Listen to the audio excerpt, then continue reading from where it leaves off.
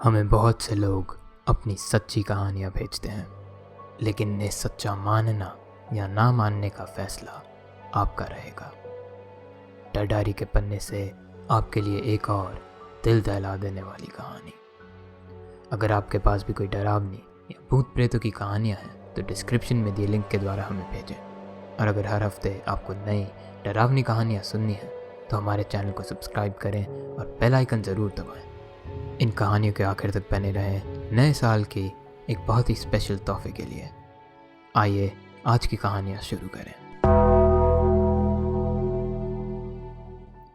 ये बात तब की है जब मैं 10वीं क्लास में था और अब इस बात को कुछ 3 साल हो गए हैं। इस कहानी की शुरुआत जनवरी 2018 में हुई थी। उस वक्त मेरा एक बहुत अच्छा दोस्तों का ग्रुप था जिसमें से हम 4 दोस्त थे, प्रभाकर, आयुष, राज और मैं। हम 4 बहुत समय से एक दूसरे को जानते थे और हम बहुत ही जिगरी दोस्त हुआ करते थे। उन्हीं दिनों हमारे एक दोस्त ने हमें शहर के नॉर्थ वेस्ट साइड पर बने एक भूतिया घर के बारे में बताया था। उसने हमें यह भी बताया था कि उस घर को अगले हफ्ते तोड़े जाने वाला है। हम चारों में से किसी ने भी उसकी बात का विश्वास नहीं किया। हम ये भूत प्रेत जैसी बातों पर विश्वास नहीं करते थे, बल्कि हम ये सब बातें जब भी सुनते तो हम हंस पड़ते थे। उसी रात कॉल पर बात करते करते हम चारों ने एक बहुत ही मज़ेदार आइडिया सोचा।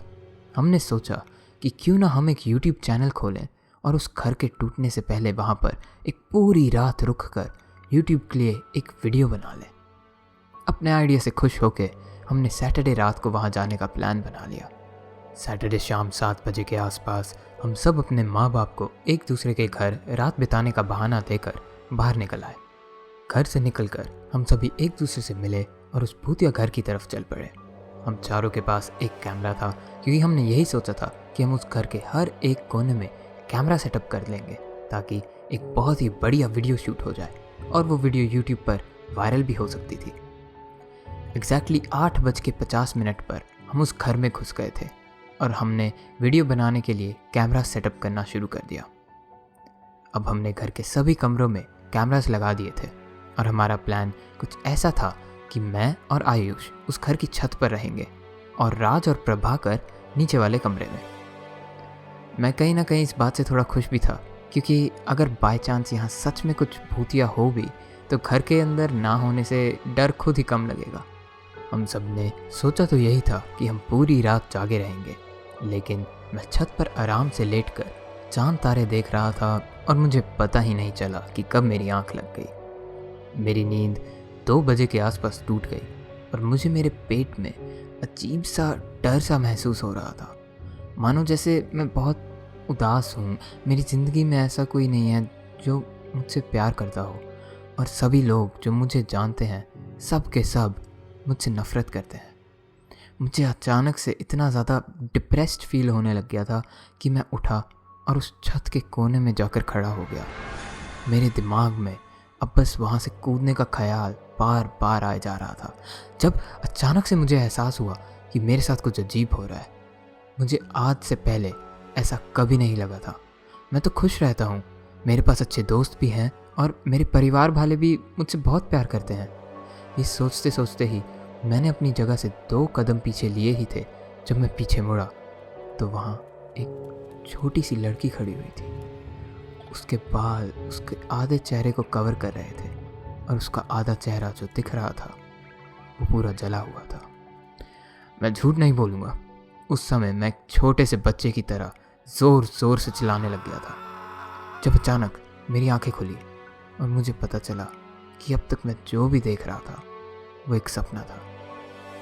लेकिन सबसे डरावनी बात तो यह थी कि मैं सपने में जिस जगह पे खड़ा था मैं असलियत में भी उसी जगह छत के कोने से 2 कदम दूर खड़ा हुआ था।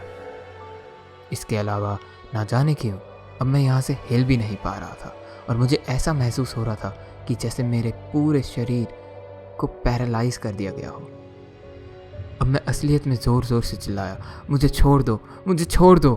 और ये बोलते ही मैंने मेरे पीछे से काले रंग की परछाई को निकलते हुए और नीचे की तरफ जाते देखा। मेरा शरीर अब काम करने लग गया था, लेकिन मेरे पूरे शरीर में बहुत गंदा दर्द हो रहा था और मैं ज़मीन पर गिर गया। अपनी पूरी ताकत से मैं खड़ा हुआ और मैं सबसे पहले आयुष को ढूंढने लगा। मैंने देखा कि वो भी छत पर एक ईंट लेकर खड़ा हुआ था और उसकी आंखें भी बंद थी। मैं भाग के उसकी तरफ गया और मैंने उसको ज़ोर से थप्पड़ मारा ताकि वो वापसी होश में आए। होश में आने के बाद उसने मुझे बताया कि वो भी सपने में बहुत उदास था और खुद को उस ईंट से मारने वाला था। हम दोनों भागकर छत से निकले और नीचे राज और प्रभाकर को ढूंढने लगे। हमने उस घर का हर एक कोना देख लिया था, लेकिन हमें वो दोनों कहीं नहीं मिले। कुछ 5 मिनट बाद हमें प्रभाकर की चिल्लाने की आवाज़ एक पुराने से कमरे में से आई।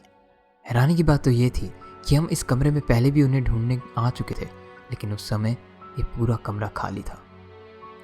हमें रात भी वहीं एक टूटे फूटे टॉयलेट में मिला। उन दोनों की भी वही हालत थी जो छत पर हम दोनों की थी। वो भी सपने में थे और हमने जल्दी से उनको उनके सपने से बाहर निकाला। सभी के मिल जाने पर हम बिना सोचे समझे बस वहाँ से बाहर भाग आए। हमने अपने कैमरास और बाकी सारा सामान वहीं छोड़ दिया। उस भूतिया घर से निकलते ही राज और प्रभाकर अचानक से ही ज़ोर ज़ोर से रोने लग गए। हमारे पूछने पर उन्होंने हमें कोई जवाब नहीं दिया। वापसी के रास्ते में हमने एक दूसरे से एक लफ्ज़ तक नहीं कहा।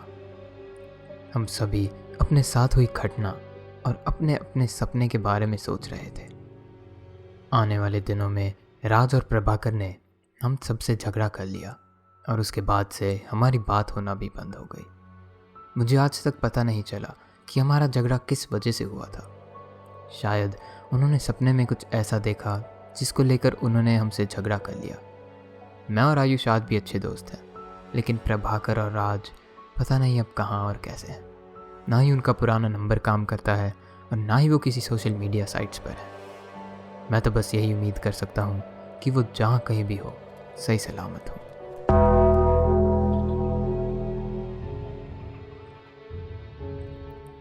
सर्दी का मौसम था। हमारे गांव के खेतों में गन्ने की फसल लगभग तैयार हो चुकी थी। हमारे गांव के लोग जब तक फसल काट नहीं लेते थे तब तक खेतों में ही मंजी बिछाकर सोया करते थे और उसकी रखवाली करते थे, क्योंकि कभी कभी खेत में जानवरों के घुस जाने की वजह से बहुत नुकसान हो जाता था। एक दिन हम 4 दोस्तों ने नीलम के पापा के खेत से गन्ने चुराने का फैसला किया। हम कभी भी किसी का नुकसान नहीं करते थे, पर हम बच्चे थे तो थोड़ी बहुत शरारत ज़रूर करते थे। उस दिन भी हमारा वही मकसद था। पूर्णिमा की रात होने के कारण रात में बहुत उजाला था और कभी कभी लोमड़ी और बाकी जानवरों की आवाज़ें भी हमें सुनाई दे रही थी। हम चारों में से मेरा एक दोस्त जिसका नाम सूरज था, वो रात के 10 बजे तक हमारी तय करी हुई जगह पर नहीं आया, तो हम तीनों ने उसके बिना ही जाने का सोचा। वहाँ पहुँचकर हमने छुपके देखा तो नीलम के पापा अभी तक सोए नहीं थे। हम तीनों को थोड़ा और इंतज़ार करना पड़ा। उस रात हमारे गांव में बिजली भी नहीं थी, जिस कारण सब टॉर्च या लैंटर्न का इस्तेमाल कर रहे थे। कुछ आधे 1 घंटे के अंदर नीलम के पापा और आसपास के लोग सो गए थे, तो हम बहुत सावधानी और शांति से खेत के गन्ने चुराने लगे। हमने कुछ गन्ने तो वहीं मज़े में खा लिए और कुछ को लेकर धीरे धीरे तलवारबाजी करने लगे थे। हम अपने खेल में बिजी थे जब अचानक हमें अपने करीब ही एक लोमड़ी की और उसके साथ ही किसी की उसके पीछे भागने की आवाज़ आई। हमें लगा शायद लोमड़ी की आवाज़ की वजह से नीलम के पापा जाग गए होंगे और वो उसी लोमड़ी को भगाने के लिए उसके पीछे भाग रहे होंगे। हम जल्दी से वहाँ से भागे ताकि हम कहीं छुप सकें, लेकिन भागते हुए हमने देखा कि नीलम के पापा तो वहीं आराम से सो रहे हैं। हम बहुत ही ध्यान से उन्हीं की मंजी के नीचे जाकर छुप गए। मेरे दोस्तों ने कहा, चलो चित्रा, जो कि पड़ोसी में रहने वाले किसान का नाम था, उसके खेत से होकर भागते हैं, क्योंकि वो आज दूसरे गांव गया हुआ था।